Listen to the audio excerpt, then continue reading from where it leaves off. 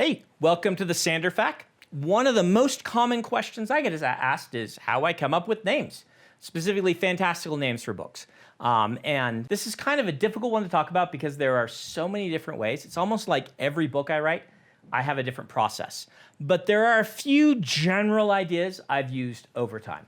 One of them is kind of an old standby in designing fantasy names.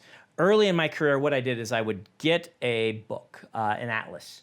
And in this atlas, I would go to a region of a country that spoke a language I didn't speak. And I'd look at the names, and I'd be like, trying to take all of these different place names and notice themes and notice sounds that are used a lot. And I would try to design names that would fit that region of that country. And I would basically align that region of that country with a part of a map in my book. You can see this in Mistborn, right? I'm using French-sounding names for the central dominants. That's where you get names like Demo and Vin, Vin actually just being a word in French. It's a little more obvious, at least to me, in Elend's section where he comes from, because Elend and Stroff, I used trying to use Germanic sounds, and I accidentally believe both of those words are words in German. I wasn't intending them to be. I was just looking for good Germanic-sounding names and things like that. And this can be handy because you can kind of have a theme for a group of names in a region. They'll feel like they come from the same place, even though none of them are probably actual names from our world. There are other ways of doing this, and it depends on how much you want to get into the world building and the linguistics of your world.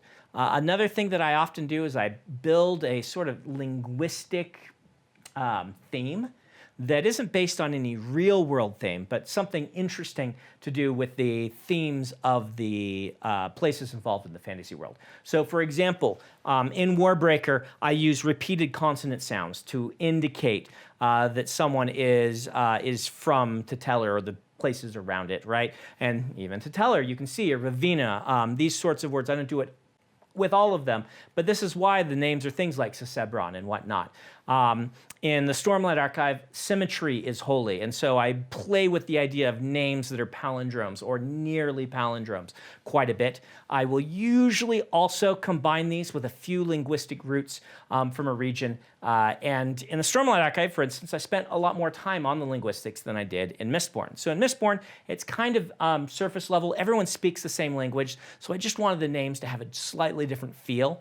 And in Stormlight Archive, I've built out some of the languages, not full conlangs, but you know, I've built out themes. The ancient Dawnsinger language is based a bit on Arabic, right, with maybe some Hebrew influences as well. And so this idea that these themes come out in the linguistics. And of course, you know, I have this strange thing going on with the Horn Eaters where that's half Hawaiian, half Russian, and borrowing a little bit from each of those. And so it's just a lot of times I am looking for names that sound right and then building themes around them. Other times, I know basically a feel I want the linguistics to have, like the palindromes and Stormlight Archive, and I just start brainstorming names that would work in there and building the linguistics out from that. So really, I don't think there's a wrong way to do this. I think that you can maybe even go a little too far, so the fact that if you do this, you never actually start writing your book,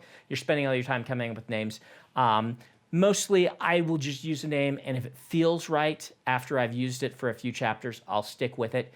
If it doesn't, I'll just change it and try a new one.